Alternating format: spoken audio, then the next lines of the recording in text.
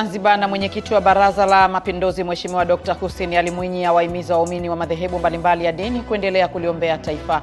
Na katika michezo, ligi kuu Tanzania bara kuendelea leo kwa michezo miwili ambapo Pamba Jiji wataumana na Singida Black Stars, huku JKT Tanzania wakiwakaribisha Simba katika uwanja wa Meja Jenerali Isamuhyo.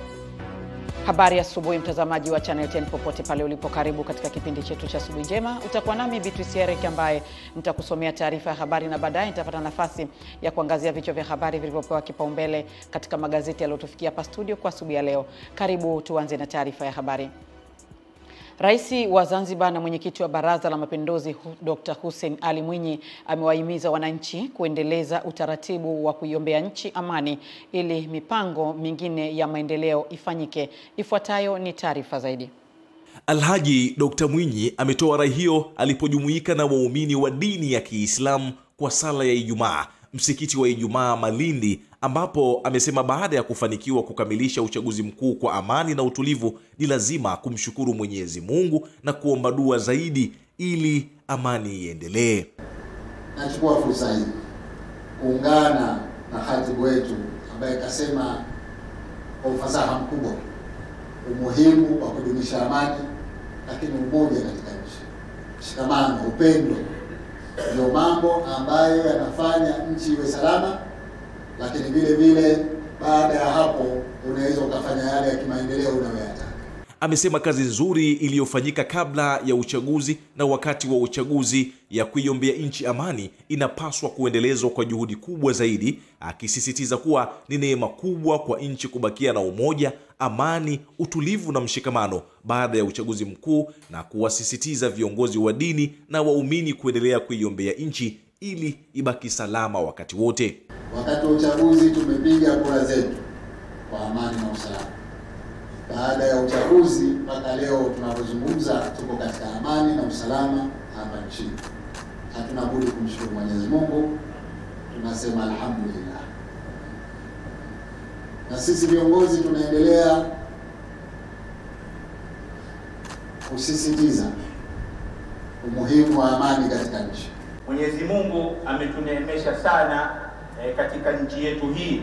Ametupa neema ya umoja, ametupa neema ya mshikamano, ametupa neema ya kupendana. Basi neema hii inatakiwa tuidumishe. Kenda katika masoko ya Libya unakuta korosho, unakuta nazi, unakuta bidhaa ambazo hazipo kule, hazipo katika bara Arabu. Kwa hivyo ile ilikuwa ni neema, wa ni'matu la tu'raf illa inda zawaliha au ba'da zawaliha. Neema haijulikani mpaka iondoke. Mimi ni Juma Abdurrahmani na hii ni Channel 10.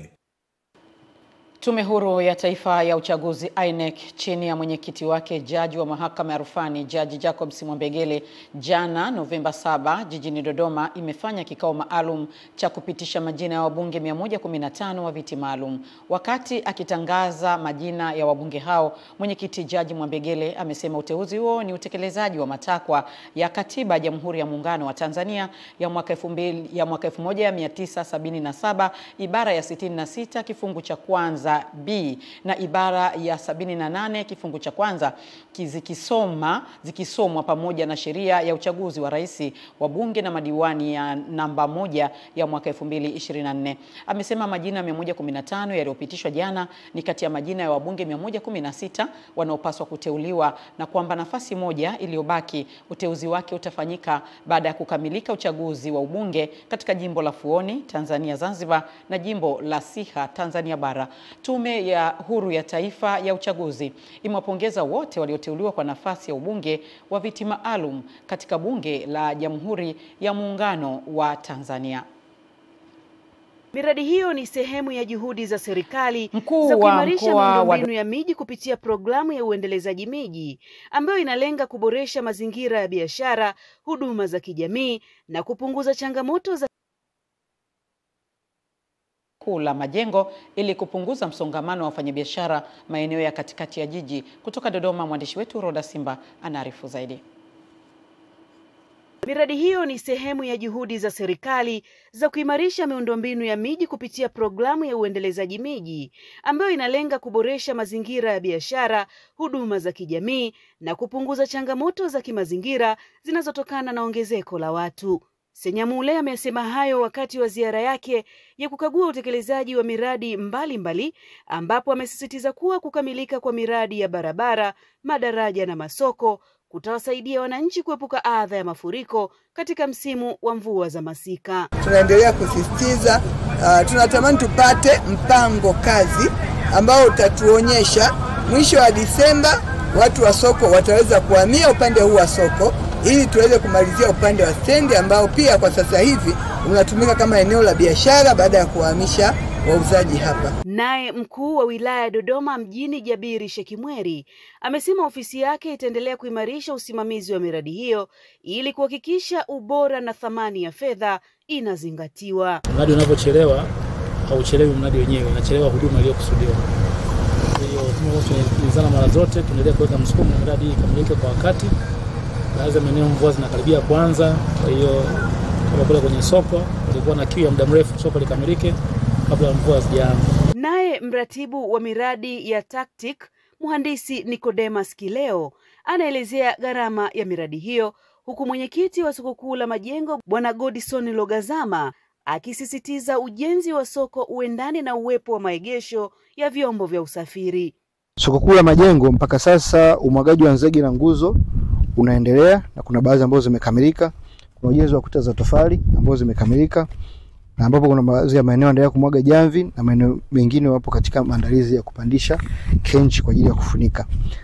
Kama jiji halitaangalia agizo lako la parking, tutakuwa wahanga wa kuwa kwenye soko zuri lakini mteja hapati pa kupaki na anaondoka kwenye masoko yenye parking.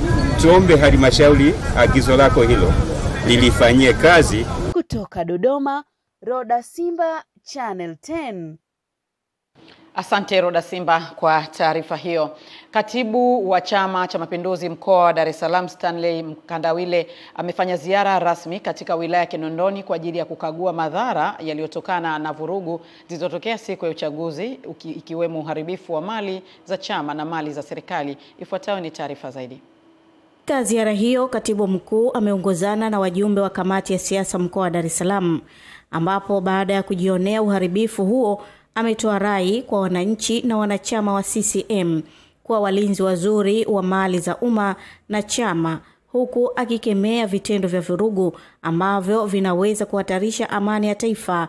Pamoja na mambo mengine, amewaagiza viongozi wa kata na wilaya kuhakikisha wanaharakisha ukarabati wa miundombinu ya ofisi za chama zilizoharibika ili wapangaji waendelee na shughuli zao. Wale wapangaji ambao wako tayari kufanya ukarabati wenyewe kwa gharama zao waruhusiwe mara moja wafanye ukarabati ili waendelee na biashara zao. Wale ni wapangaji wetu ambao wanalipa kodi kwetu, na kwa kuwa wako tayari ukarabati wenyewe kwa gharama zao, basi waruhusiwe haraka.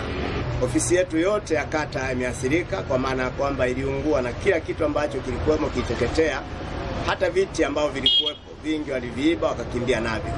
Lakini tulikuwa na wapangaji wetu jirani migahawa miwili ambayo yote iliteketea, lakini naambiwa yale mafriji na vitu vingine ambao vya maana walivibeba wakakimbia navyo. Wakati huo huo, katibu huyo akiwa na kamati ya siasa ameitembelea familia ya mwenyekiti wa Chama cha Mapinduzi kata ya Makurumla ambaye alifariki wakati wa vurugu hizo, ambapo wametoa pole sambamba na kuwaeleza wafiwa chama kuendelea kutoa huduma kwa mtoto anayesoma.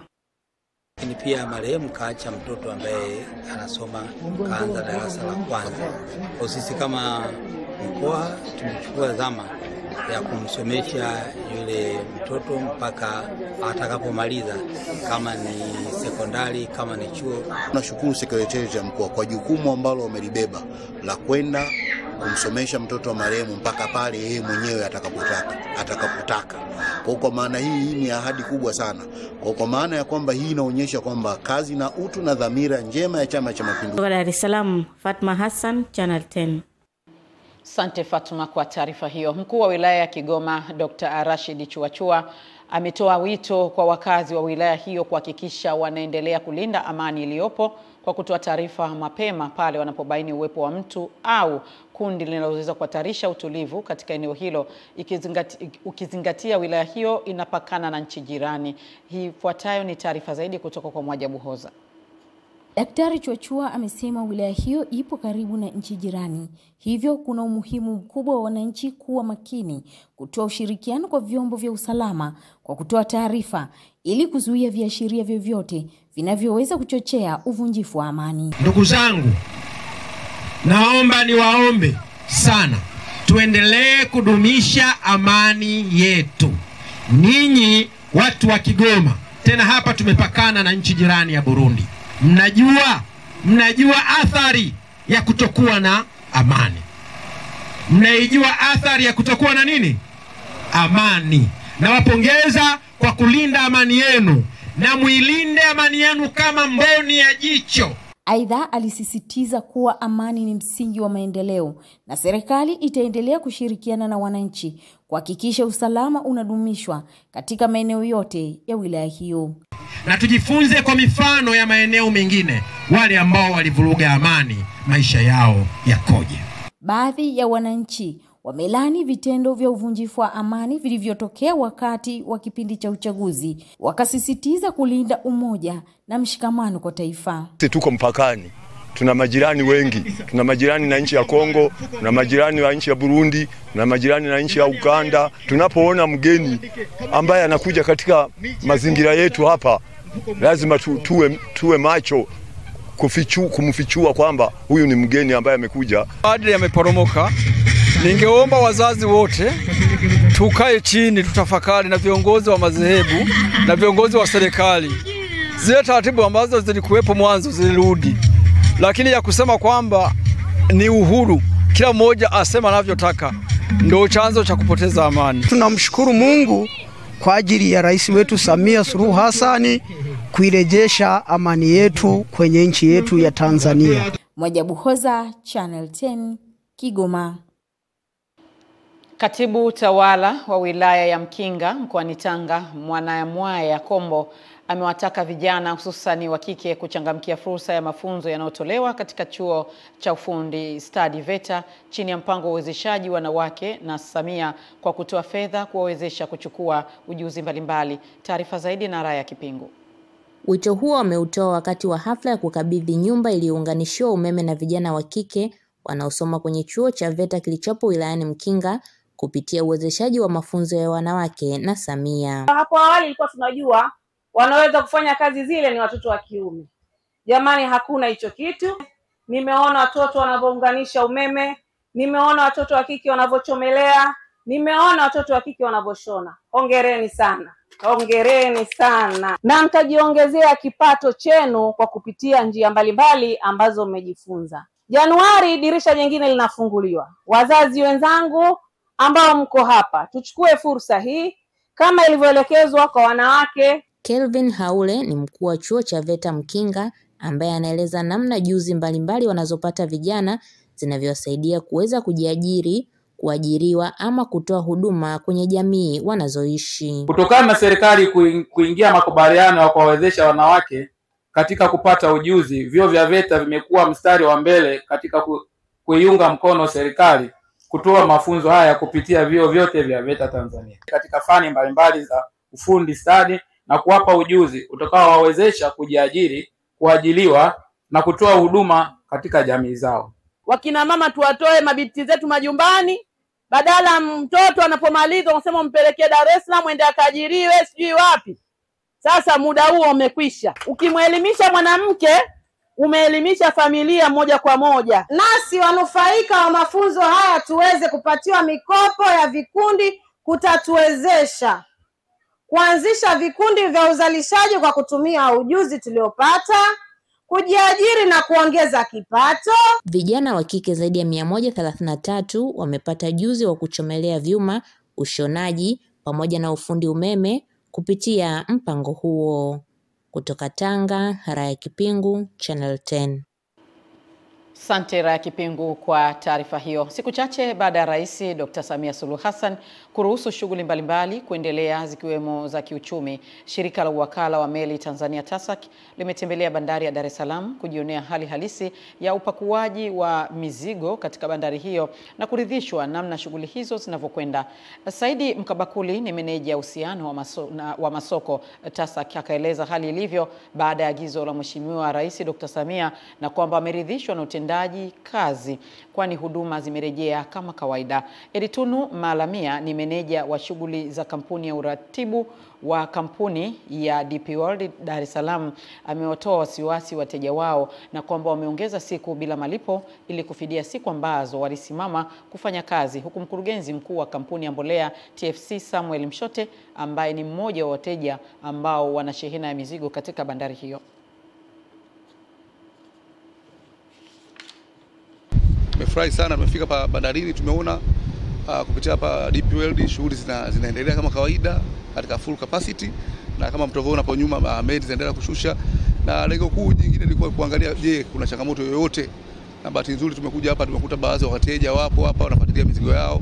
Kwa hiyo tumefarijika sana sisi kama wadhibiti na wasimamizi katika sekta hii kuona kwamba katika bandari ya Dar es Salaam shughuli zinaendelea kama kawaida. Wateja wote ambao walikuwa na shehena zao kuanzia mawasiliano yalipo katika tarehe 29 watasamehewa tozo za uhifadhi. Ni kwa ajili ya kusupport biashara ziweze kuendelea na watu wote. Sasa hivi sio muda mzuri wa kuanza kujadili kwamba tulipata hasara gani, tulipoteza nini. Huu ni muda wa kusonga mbele na kuchapa kazi. Mbele yetu ikaweza kuruhusiwa kutia nanga kwa ajili ya kupakua shehena ya tani 22,000 za mbolea aina ya diammonium phosphate. Hizi ni mbolea za phosphorus ambazo zinatumika na wakulima wa Tanzania kwa ajili ya kukuzia mazao yao. Na kwa kweli tangu tumefika na tumeanza upakuaji siku ya tarehe 5, tumeshuhudia kazi zikiweza kufanyika kutoka kwenye mamlaka na taasisi tofauti tofauti kuweza kutusaidia kuweza kupakua mbolea hizi. Madereva wa mabasi ya abiria ambayo yanafanya safari zake kutoka katika kituo cha mabasi Kisemvule wilaya Mkuranga mkoani Pwani kuelekea Kariakoo wameshukuru serikali kwa kuruhusu shughuli mbalimbali za kijamii kuendelea kama kawaida. Taarifa ya Marieta Msembele kutoka Mkuranga Pwani inafafanua zaidi. Wakizungumza, baadhi ya madereva pamoja na abiria wa stendi hiyo walikuwa na haya ya kusema. Kutokana na hali ambayo iliyotokea, kiukweli katika hizi siku 2-3 hali ilikuwa ngumu sana, na vile vile sisi tumeathirika. Ombi letu kwa serikali ni kutuhakikishia amani. Yaani kikubwa ni amani na usalama wetu sisi raia. Kwa ina maana amani ikiongezeka na usalama wa raia, na maana raia watakuwa bado wana uhuru ule kama wa mwanzo wa kuendeleza shughuli zao. Kulikuwa na changamoto kubwa sana. Watu walikuwa hawafanye kazi na watu walikuwa hawafanye kazi. Ilikuwa waondoke kutoka hapa Kisemvule kuelekea Gerezani au Temeke kwa ajili ya kupata mahitaji, kwa sababu watu wa Kisemvule tutategemea sana, lazima watu watoke na kurudi. Kwa upande wake, meneja wa kituo kimojawapo cha mafuta cha Mount Meru kilichopo maeneo ya Kisemvule amesema wanaendelea kutoa huduma ya mafuta na kufuata bei elekezi ambayo imetolewa na EWURA, na hapa anasema tunafuata bei elekezi iliyotolewa na EWURA kama alivyoitoa mkurugenzi wa EWURA, ambapo ni petroli ni 2772 na dizeli ni 2724. Hata hivyo, Channel 10 ilizungumza na baadhi ya wafanyabiashara na wanunuzi wa bidhaa mbalimbali, nao walikuwa na haya ya kusema. Nyanya tulikuwa tunanunua 500 mpaka shilingi 1000 kwa nyanya moja, na madukani humo ukipita ilikuwa unga kilo moja shilingi 2000, 1800 sehemu za ndani huko. Sasa hivi kuna baadhi vimeanza kuingia. Kwa mfano nyanya zimeanza kuingia, unga kama mnavyoona umeanza kuingia, viazi vitamu vimeanza kuingia, viazi mbatata vile vimeanza kuingia. Tunashukuru, tunafurahi. Upande wa biashara hali ilikuwa ni ngumu kwa sababu meza nyingi tulikuwa tumezifunga kutokana na tulikuwa hatuna biashara za kuuza.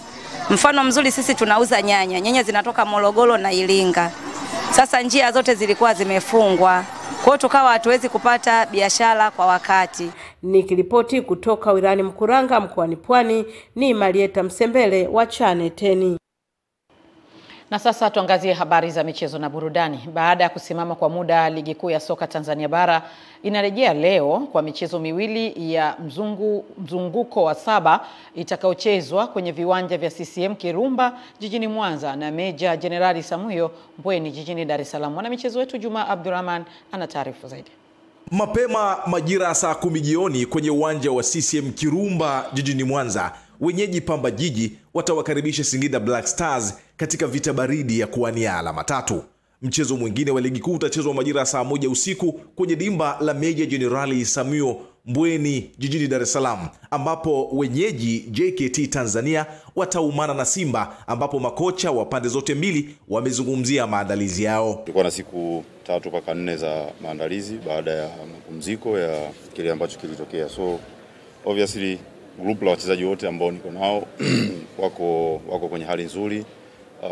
Baadhi ya wachezaji wachache ambao hawatakuwepo kwenye mechi, kwa maana ya Chalamanda aliyepata red card kwa mchezo wetu ulioisha wa Mbeya City, mtu kama Katanga, Maka, au ni watu ambao wako na injuries ambao wanarudi taratibu na kurecover. Tupo salama kabisa, na kitu kizuri kwamba wachezaji wetu wote wako vizuri kabisa. Maandalizi yamekwenda vizuri baada ya kuwa ligi imesimama, lakini baada ya kupata taarifa kwamba ligi inatakiwa endelee haraka sana, tuliweza kuanza maandalizi kwa ajili ya mchezo wetu wa kesho dhidi ya JKT. Katika hatua nyingine, makocha hao kila mmoja amekiri kuwa utakuwa ni mchezo mgumu kutokana na rekodi na uimara wa timu zao. Wana mwalimu mpya ambao I think ana philosophy yake, jinsi gani ambavyo in possession and out of possession anaweza kuitengeneza timu yake. So tuna angalizo kubwa na tunajua tunakutana na timu nzuri na bora. Ni good opportunity kwetu na kwa vijana kukutana na timu ya aina hiyo. So we need kuwa solid, we need kuwa compact na organization, kwa maana ya 1 minute mpaka dakika ya mwisho. JKT ni timu ambayo huwa inatupa game ngumu sana, hasa tunapokutana nao na tunapokuwa katika uwanja wao wa nyumbani. Huaga mechi ni ngumu sana, lakini tumejipanga pamoja na ugumu wao, ubora wao wa kikosi na uzuri wao, tuhakikishe tunapata matokeo kwenye mchezo wa kesho, kwa sababu ni mechi muhimu kwetu sisi. Tuhakikishe tunapata alama 3, japokuwa zitakuwa sio rahisi, lakini inshallah kwa uwezo wa Allah tutaondoka na alama 3 kwenye mchezo wa kesho.